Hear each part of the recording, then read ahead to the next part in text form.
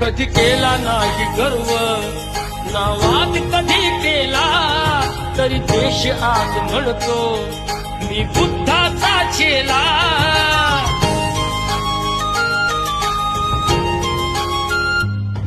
कधी केला नाही गर्व नावात कधी केला तरी देश आज म्हणतो मी बुद्धाचा चेला.